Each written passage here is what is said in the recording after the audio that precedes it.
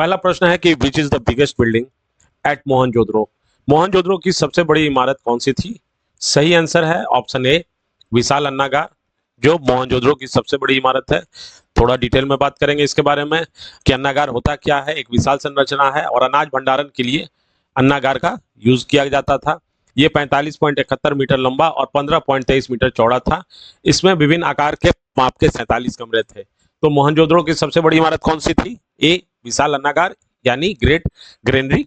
Next question, the word Satyameva Jayate have been derived from which Upanishad? Satyameva Jayate शब्द किस उपनिषद से लिया गया है?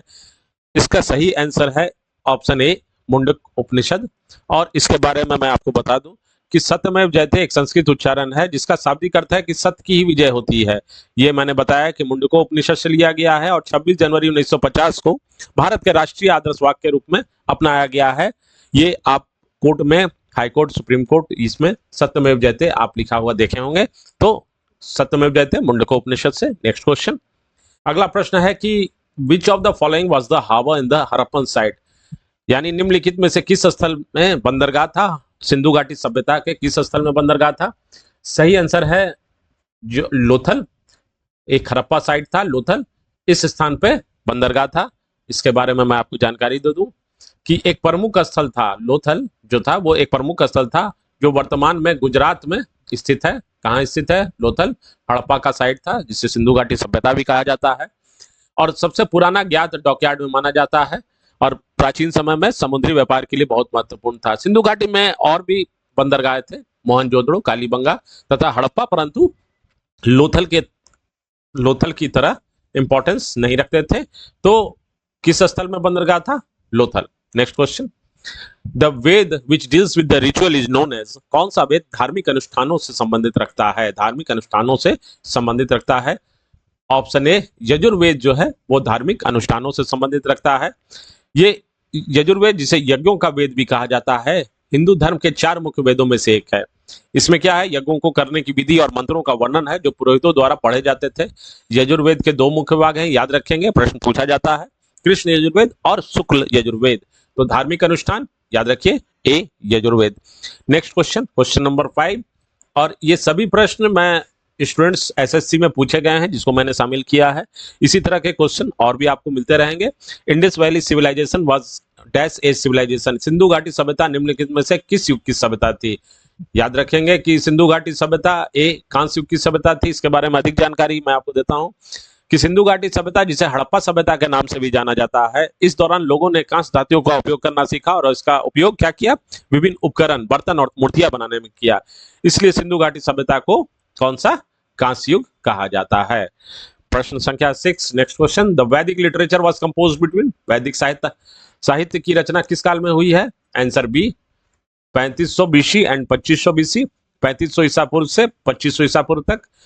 और वैदिक साहित्य की रचना वैदिक काल में हुई थी। और ये कब शुरुआत हुआ था? कांस्य युग के अंत, यानी जो मैंने बताया अभी आपको कि सिंधु घाटी सभ्यता के अंत और लौ युग की शुरुआत का समय माना जाता है। वैदिक साहित्य की रचना काल मोटे तौर पर 2 भागों में विभाजित है, एक ऋग वैदिक काल और एक उत्तर वैदिक काल।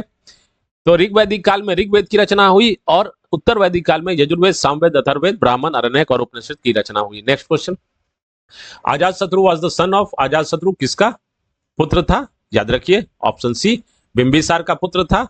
जो बिंबिसार कौन था? बिंबिसार था मगध का राजा और इसे कुनी के नाम से भी जाना जाता था।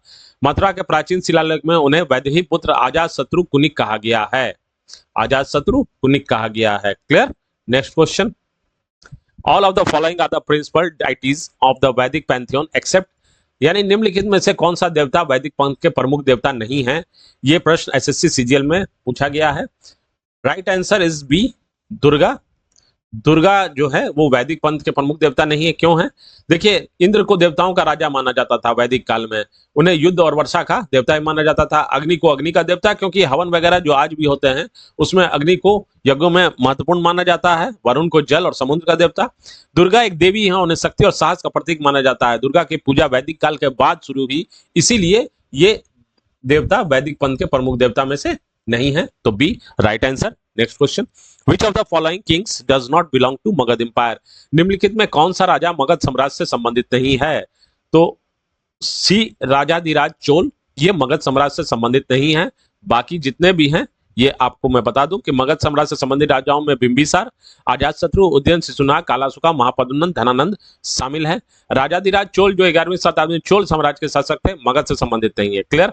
मगध साम्राज्य पर 3 राजवंशों ने शासन किया, हर्यक वंश, शिशुनाग वंश, नंद वंश, इस तरह के शासक ने शासन किया है। तो इसका सही आंसर है राजाधिराज चोल। आपने देखा कि 2017 में यह प्रश्न पूछा गया है। अगला प्रश्न है कि Bimbisara was the king of which dynasty? Bimbisara किस वंश का राजा था? याद रखेंगे कि बिंबिसार हर्यक वंश का राजा था। हर्यक वंश का राजा था और वो मगध के शासक थे और हर्यक वंश के संस्थापक भी बिंबिसार को माना जाता है। बिंबिसार को क्या माना जाता है? हर्यक वंश का संस्थापक। तो अगर इस तरह का भी क्वेश्चन आपको पूछा जाए कि हर्यक वंश का संस्थापक कौन थे, तो याद रखेंगे बिंबिसार। और उसके साथ मगध काफी शक्तिशाली राजा बना। बिंबिसार को क्या सेनिया के नाम से भी जाना जाता था, क्योंकि वो पहले भारतीय राजा थे जिनके पास एक स्थायी सेना थी। अगला question, question number 11, in which Indian religion there are 24 tirthankar? किस भारतीय धर्म में 24 तीर्थकर होते हैं? Right answer is B, Jainism. और डिटेल में मैं आपको बता दूं कि जैन धर्म में 24 तीर्थकर होते हैं। और तीर्थकर किन्हें कहते हैं ये भी जानना बहुत जरूरी है, कभी क्योंकि आप लोगों में बहुत सारे स्टूडेंट्स को नहीं पता होगा कि तीर्थकर किसे कहते हैं। तो तीर्थकर उन 24 महान आत्माओं को कहा जाता है जिन्होंने मोक्ष प्राप्त किया था और जैन धर्म के सिद्धांतों का प्रचार किया था। जैन अपने 24 तीर्थकरों को मानते हैं और उनकी पूजा करते हैं। क्लियर। तो 24 तीर्थकर में पहले जो तीर्थकर थे फर्स्ट वो ऋषभदेव, ऋषभदेव याद रखिएगा। और जो 24th थे वो महावीर थे। तो आगे हम लोग बात करेंगे जैन धर्म का जो चैप्टर आएगा उस पर डिटेल में। Clear. Next question, initially Rajgiri the capital of Magadha presently known as Rajgiri situated in which state? तो मगध की राजधानी राजगिरी जो वर्तमान में राजगीर के नाम से जाना जाता है किस राज्य में स्थित है? तो ये तो बहुत इजी है जो बिहार के स्टूडेंट्स हैं कि डी बिहार में स्थित है। Clear. Next question, who were the patrons of Sangam literature? Sangam साहित्य के संरक्षक कौन थे? तो संगम साहित्य के संरक्षक पांड्यास। और इसके बारे में डिटेल में आपको बता दूं कि संगम क्या था। तो संगम एक प्राचीन अकादमी थी जो तमिल कवियों और लेखकों का समय समय पर अपनी कृतियों को प्रकाशित करने में सहायता करती थी। संगम साहित्य के संरक्षक पांड्य राजा थे। पांड्य, चोल और चेर ये 3 प्रमुख तमिल राजवंश थे। ये कौन सा राजवंश था? तमिल राजवंश था। याद रखिए तमिल राजवंश, तमिल राजवंश था। और पांड्य राजाओं ने कवि और विद्वानों को संरक्षण देकर संगम साहित्य के विकास में महत्वपूर्ण भूमिका निभाई थी। तो सी करेक्ट आंसर है। याद रखिएगा। तो संगम साहित्य के संरक्षक कौन थे? 2016 में प्रश्न पूछा हुआ है। माउंट आबू के प्रसिद्ध दिलवाड़ा मंदिर किस धर्म के पवित्र स्थल है? तो दिलवाड़ा मंदिर है, याद रखिए इंपॉर्टेंट है, जैन धर्म के पवित्र तीर्थ स्थल है। और ये मंदिर 11वीं और 13वीं शताब्दी के बीच बनाए गए थे और अपनी असाधारण वास्तुकला और जटिल संगमरमर नक्काशी के लिए फेमस है। अगला प्रश्न है कि collective term used by the Jains of their sacred book? जैनों द्वारा उनके पवित्र पुस्तकों के लिए एक साझा शब्द क्या है? सही आंसर है ए, अंग। ये जैन द्वारा उनके पवित्र पुस्तकों के लिए पुस्तकों का नाम है। और इसके पीछे इसमें क्या है? तो भगवान महावीर का उपदेश संग्रहित है।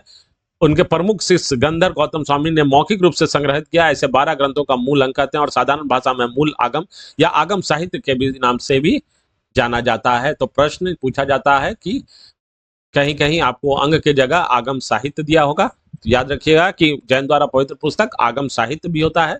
नेक्स्ट प्रश्न है कि विच religion is caval associated? Caval किस धर्म से संबंधित है? याद रखिएगा कि कैवल जैन से संबंधित है। और इसके बारे में मैं आपको जानकारी दे दूं कि इसका अर्थ होता है सर्वज्ञता या पूर्ण ज्ञान। कैवल्य का मतलब जो जैन दर्शन में एकात्मा द्वारा प्राप्त की जाने वाली सर्वोच्च अवस्था है, वो जहां वो कर्मों से पूरी तरह मुक्त हो जाता है। तो कैवल्य किस धर्म से संबंधित है? याद रखिए ए से। अगला प्रश्न की ओर चलते हैं। प्रश्न संख्या 16, one of the earliest bhakti movement were led by the Nayanars who were devotees of? प्रारंभिक भक्ति आंदोलन में से एक नैनारों द्वारा चलाया गया था जो निम्नलिखित में किसके भक्त थे? तो जो नैनार थे वो किसके भक्त थे? विष्णु, शिव, सूर्य या कृष्ण? याद रखिए नैनार बी शिव के भक्त थे। और ये भक्ति आंदोलन नैनारों द्वारा चलाया गया था। 6ठी से 8वीं शताब्दी के दौरान 63 तमिल हिंदू संतों का एक समूह था। नैनार क्या था? 63 हिंदू तमिल हिंदू संतों का एक समूह था जो भगवान शिव के प्रति समर्पित थे। वे अपने देवताओं की स्तुति में तमिल में भजन गाते हुए एक स्थान से दूसरे स्थान तक यात्रा करते थे। नैनार अलवर संतों के साथ प्रारंभ में मध्य युगीन दक्षिण भारत में भक्ति आंदोलन को प्रभावित करने में महत्वपूर्ण निभाई थी। तो यही प्रश्न पूछा जा रहा है कि भक्ति आंदोलन में नैनारों द्वारा जो चलाया गया था वो किसके भक्त थे? तो याद रखिए बी शिव के। प्रश्न संख्या 18, next question, the renowned temple at Ranakpur belongs to which of the following? Ranakpur में प्रसिद्ध मंदिर निम्नलिखित में किसका मंदिर है? याद रखिएगा, जैन का मंदिर है रनकपुर में प्रसिद्ध। राजस्थान जोधपुर के निकट पाली जिले में अरावली पर्वत के घाटियों में स्थित रनकपुर ऋषभदेव का चतुर्मुखी जैन मंदिर है। ऋषभदेव कौन थे? मैंने अभी बताया, ये पहले तीर्थकर थे, फर्स्ट तीर्थकर जैन धर्म के। उनका चतुर्मुख और चारों ओर जंगलों से घिरे इस मंदिर की भव्यता देखते ही बनती है। सो ए रनकपुर मंदिर। Next question, Tripitaka are sacred book of which religion? Tripitaka किस धर्म से का पवित्र पुस्तक है? सही आंसर है ऑप्शन डी, बौद्ध का पवित्र पुस्तक है। बौद्ध का किसका? बौद्ध का पवित्र पुस्तक है। और त्रिपिटक का शाब्दिक अर्थ होता है तीन टोकरियां, और यह तीन भाग में विभाजित है। कौन कौन सा? विनय पिटक, विनय पिटक में भिक्षु और भिक्षुणियों के लिए नियम और अनुशासन शामिल है। सुत्त पिटक में बुद्ध के उपदेश और शिक्षाएं शामिल है जो विभिन्न विषयों पर है। और अभिधम पिटक, इसमें बौद्ध दर्शन और मनोविज्ञान के बारे में जानकारी मिलती है। तो याद रखिएगा, क्वेश्चन कभी कभी ये भी पूछता है कि त्रिपिटक का शाब्दिक अर्थ क्या है, त्रिपिटक में कितने भागों में विभाजित है, विनय पिटक में क्या शामिल होता है। तो ये मैं आपको जो भी बता रहा हूं, ये आपके लिए एक फायदेमंद है, इंपॉर्टेंट है, तो याद रखिएगा। और अगर आपको वीडियो पसंद हो रहा होगा तो सब्सक्राइब जरूर करेंगे। Next question, to which ganaraj Gautam Buddha belong? Gautam Buddha किस गणराज से थे? तो गौतम बुद्ध शाक्य गणराज से थे। शाक्य गणराज से उनका जन्म कहाँ हुआ था? लुम्बिनी में। प्रश्न पूछा जाता है कि जन्म कहाँ हुआ था, कि राजधानी लुम्बिनी में होता है, कि गणराज की राजधानी कपिल वस्तु के पास स्थित है। शाक्य गणराज हिमालय की तलहटी में स्थित एक छोटा गणराज था। तो स्टूडेंट्स, अगर आपको 20 से अधिक PYQ देखना है, प्रीवियस ईयर क्वेश्चन, तो मुझे कमेंट बॉक्स में जरूर बताएं। अगर आपको वीडियो पसंद पड़ा हो तो लाइक शेयर सब्सक्राइब तो जरूर करेंगे।